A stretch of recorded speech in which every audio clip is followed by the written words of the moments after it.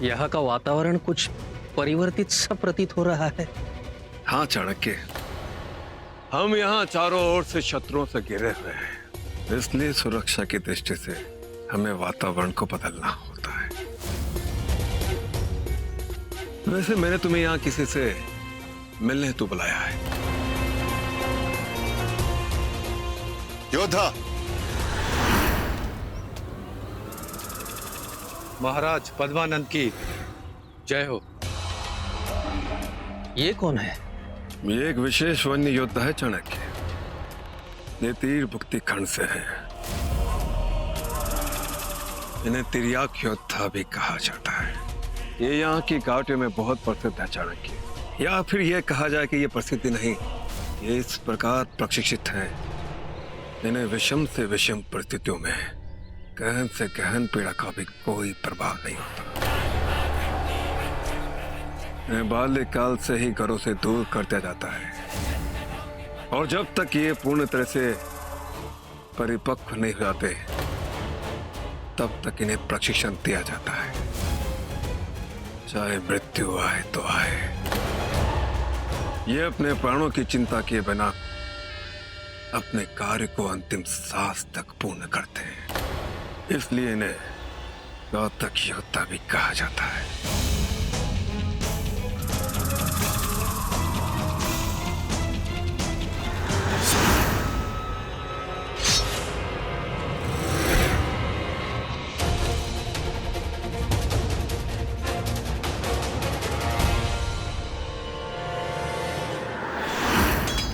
परंतु ऐसे योद्धा को तो पुरातन काल से गुप्त घात के लिए बुलाया जाता है।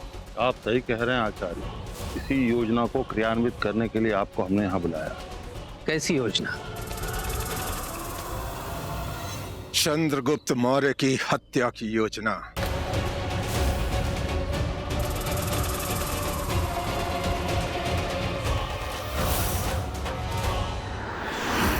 क्या हुआ चाणक्य?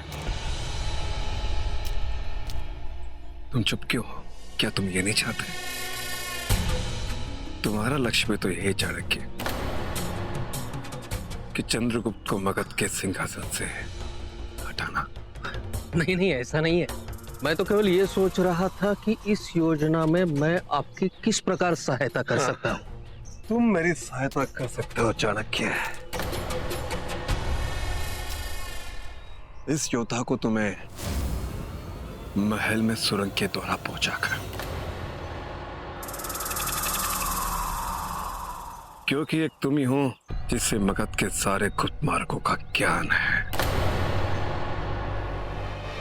और एक बार महल के भीतर पहुंचने के पश्चात ये अपने कार्य को स्वयं परिणाम देगा। बोलिए आचार्य।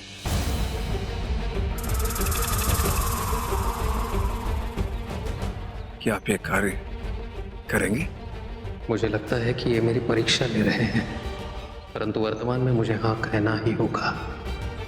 जैसा कि आपने कहा, आपका और मेरा लक्ष्य एक ही है, तो स्पष्ट सी बात है कि ये कार्य मैं अवश्य करूंगा।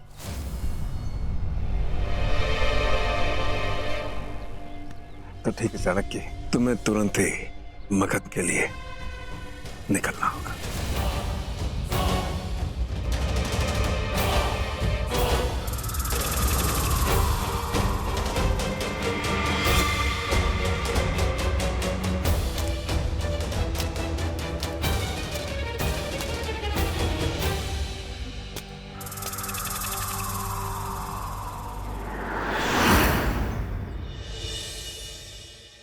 मैंने भगवान से मन्नत मांगी थी कि जब बिंदुसार का स्वास्थ्य ठीक होने लगे मैं उसका तुलादान करके प्रजा में वितरित कर दूंगी।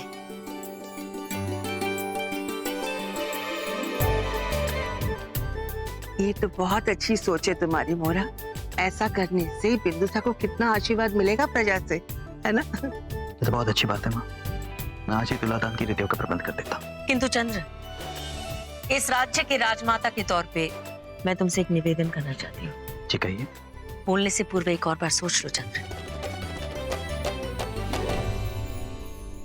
बात में कहकर मुकर मत जाना। आप ऐसा क्यों कह रही हैं? क्योंकि जो मैं आज मांगने वाली हूँ वो कदाचित तुम मुझे दे ना पाऊं। माँ एक बार मांग कर तो देखिए। मैं चाहती हूँ कि नंदिनी इस उत्सव में भाग न ले।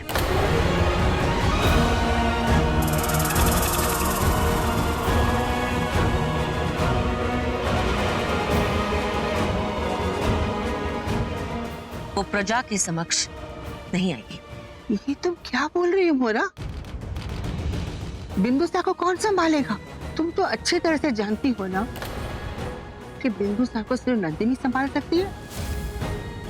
ये सत्य नहीं है माँ, केवल नंदिनी ही नहीं जो बिंदुसार को संभाल सकती है।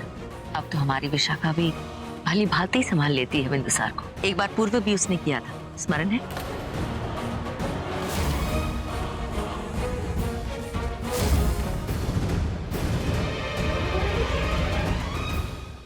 चंद्र, आचार्य जी अभी अभी महल छोड़कर गए हैं। ऐसी परिस्थिति प्रजा में अशांति का कारण बन सकती है जो मैं नहीं चाहती हूँ।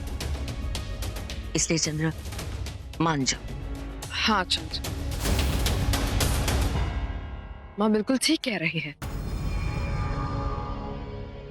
हाँ, जैसा आप उचित समझे। विशाखा पुत्री, तुम बिंदुसार को संभाल पाओगी ना इस उत्सव में? जी राजमाता, मेरे लिए एक सम्मान की बात होगी। युवराज बिंदुसार को समय रहते तैयार कर देना, स्मरण रहे।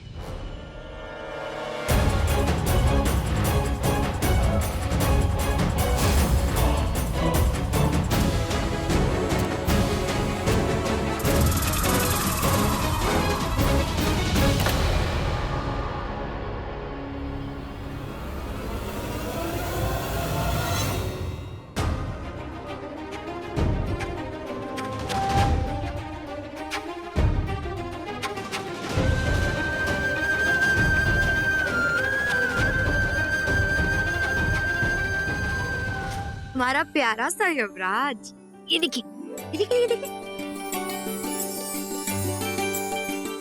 कितना सुंदर है। क्या पिछले कुछ समय में इस राजभवन में कोई नया व्यक्ति आया है? हाँ आचार्य जी, कुछ दिनों पूर्व महल में राजकुमारी विशाखा आई है, परंतु वो तो स्वयं ही पिता महाराज से पीड़ित है। फिर भी तुम राजभवन में सभी पर अपनी दृष्टि रखना, किसी पर विश्वास मत करना।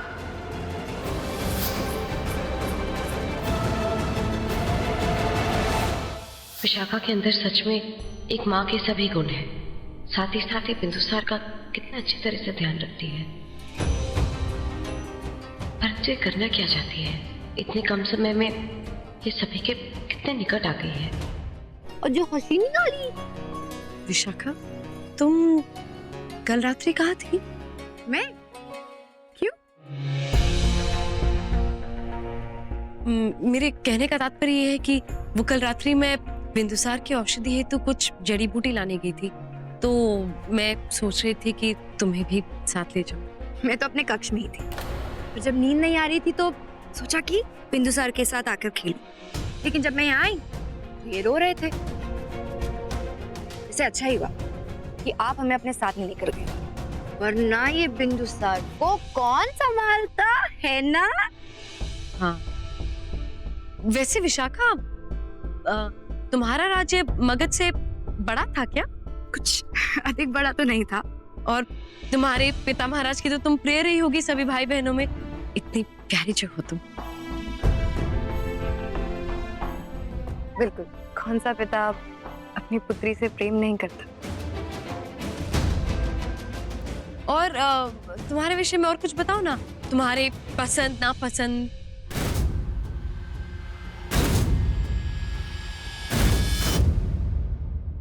ये पुस्तकें किसकी हैं?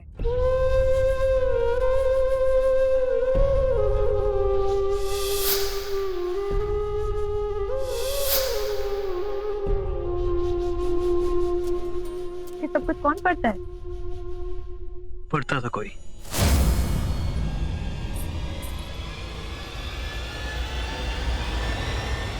किताब भी ऐसे ही पढ़ी है।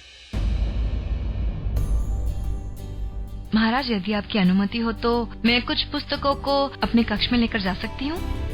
जी अवश्य। वैसे भी अब तो निपटने वाला यहाँ कोई नहीं है। अब महारानी नंदिनी, लगता है युवराज बिंदुसार आपके पास आना चाहते हैं। राजकुमारी विशाखा, मैं आपको बताना चाहूंगा कि अब ये महारानी नहीं है।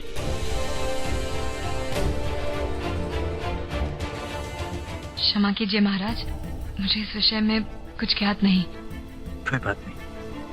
वैसे बहुत अच्छी बात है कि कम दिनों में आप बिंदुसार को इतनी अच्छी तरह से समझने लगी हैं और वो भी आपको पहचानने लगा है। महाराज, हमारे महल में भी सब हमसे यही कहते थे कि मैं बहुत ही जल्द सबको अपना बना लेती हूँ। अब मेरा तात्पर्य है कि मित्र बना लेती हूँ।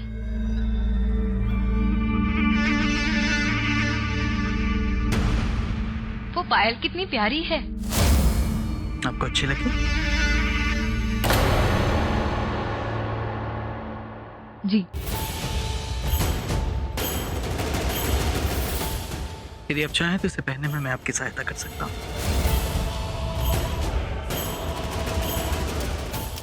नहीं।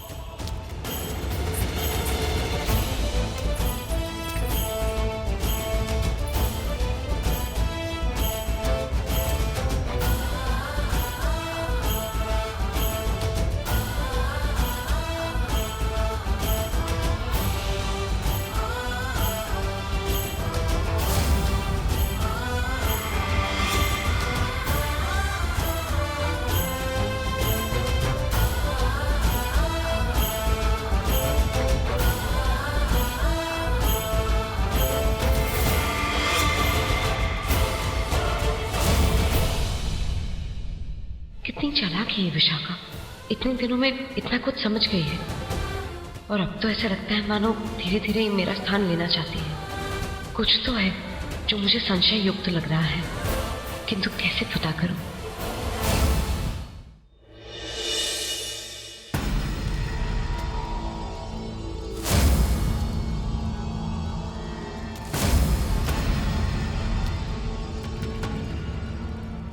मुझे कोई तो उपाय निकालना ही होगा चंद्र को इस परिस्थिति से सतर्क करने के लिए, और वो भी इस प्रकार कि नंद का विश्वास मुझ पर बना रहे।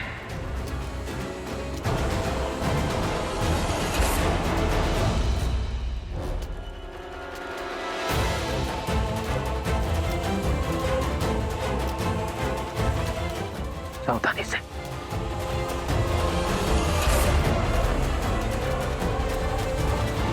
इस दिशा में।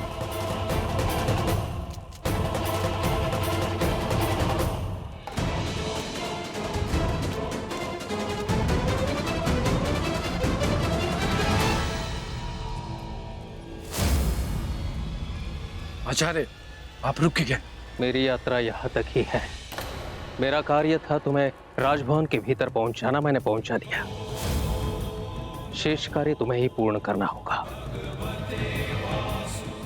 इन सीढ़ियों से नीचे उतर के सामने जाओगे तो राजभवन के मुख्य चौक में पहुंचोगे।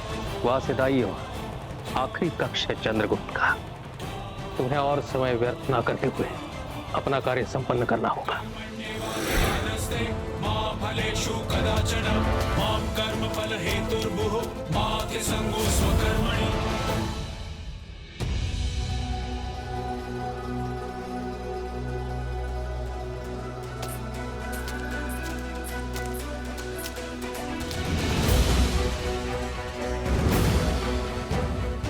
चंद्र, मुझे तुमसे कुछ बात कहनी है। नंदिनी, आज बिंदुसार का तुलादान है और मैं बहुत प्रसन्न हूँ। प्रसन्न तो मैं भी हूँ चंद्र, परंतु मुझे तुमसे कुछ कहना है अभी। क्या तुम्हें तुम्हारी एक नहीं सुनना चाहता? तुम्हें सुनना पड़ेगा। किस अधिकार से? उसी अधिकार से जिस अधिकार से तुम मुझे इस महल में वापस लेकर आए हो, बिंदुसार की माँ के पद के अधिकार से।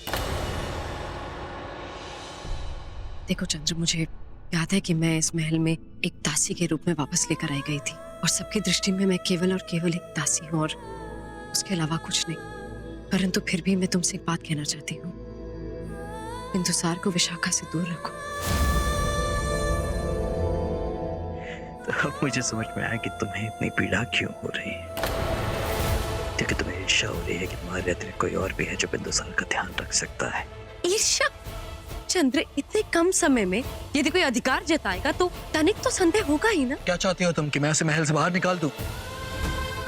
देखो नंदिनी, लंबे अरसे बाद तुम्हारे अतिरिक्त कोई और भी इस महल में आया है जो मेरे पुत्र का ध्यान रख सकता है, और तुमसे ये बात सही नहीं जा रही है। तुम भयभीत हो क्योंकि अब तक तो बिंदुसार के द्वारा ही तुम इस महल में टिकी हुई थी। चंद्र, तुमसे कोई समझदारी की बात की आशा तो की नहीं जा सकती है, क्योंकि मुझे ज्ञात थी कि मैं जो भी कहूंगी तुम्हारी दृष्टि में वो भूल ही होगा, वो ठीक नहीं होगा। परंतु फिर भी जो मेरा कर्तव्य था वो मैंने किया, मैंने तुम्हें सतर्क किया। अब इसके बारे में सोच विचार करना या कुछ करना वो निर्णय तुम्हारे हाथ में है। फिर भी मैं कहूंगी चंद्र, इस बारे में सोचना, विशाखा को बिंदुसार से दूर रखो।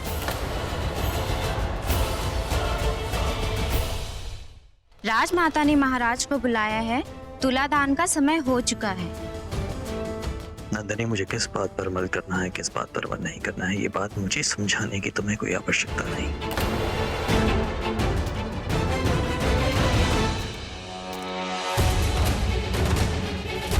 विशाखा की सच्चाई क्या है मैं जान के रहूंगी। चक्रवर्ती शूरवीर सम्राट चंद्रगुप्त मौर्य की जय। चक्रवर्ती शूरवीर सम्राट चंद्रगुप्त मौर्य की जय। सम्राट चंद्रगुप्त मौर्य की जय। चक्रवर्ती शूरवीर सम्राट चंद्रगुप्त मौर्य की जय। आज मैं आप सबका अपने पुत्र के तुलादान में स्वागत करना चाहूंगा, और आप सबको बताना चाहूंगा कि प्रजा के प्रत्येक निवासी को भेंट स्वरूप उपहार और स्वर्ण मुद्राएं दी जाएंगी। एक समय ऐसा भी था जब भूतपूर्वक राजा ने अपनी पुत्री के तुलादान में आप सबसे बलपूर्वक कुछ न कुछ मांगा था, कि यदि आज मैं आप सबसे कुछ मांगूंगा तो केवल मेरे पुत्र के लिए आशीर्वाद। चक्रवर्ती शूरवीर सम्राट चंद्रगुप्त मौर्य की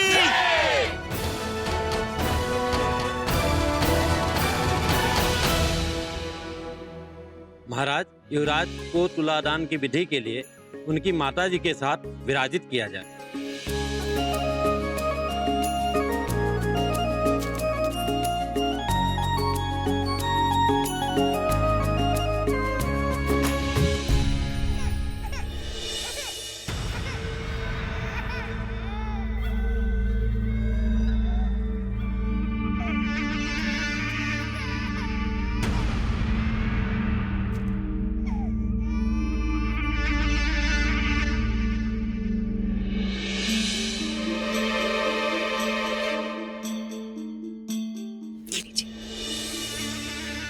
अब आप इसके साथ बैठ सकती हैं।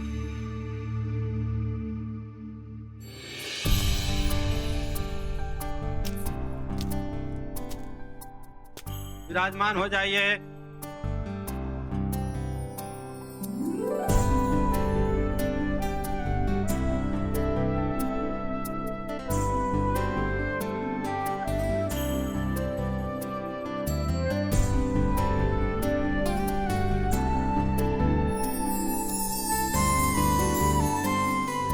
महाराज, तुलादान प्रक्रिया प्रारंभ करते हैं। कृपया मंडप में पधारें।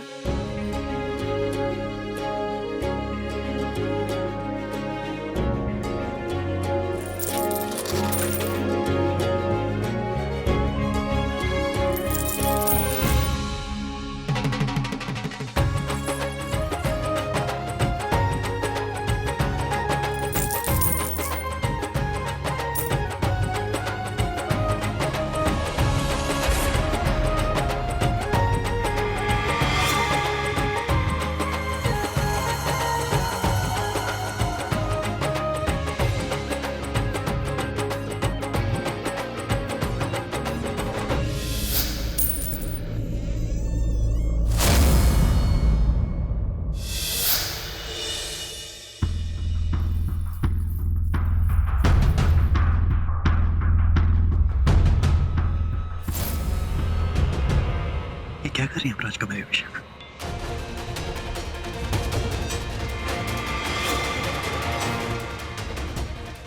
ये तो आपके माता पिता की अंतिम निशानी है, कृपा कर इन्हें यहाँ ना रखें।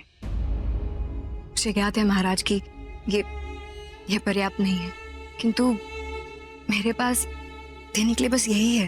देखिए, मनुष्य का आकलन उसकी भावनाओं से किया जाता है, उसकी निजी वस्तु में से नहीं। और आपने मेरे पुत्र को संभाला तो क्या वो किसी उपहार से कम है? यदि आज का ये उत्सव हो पाया है तो केवल और केवल आपके कारण।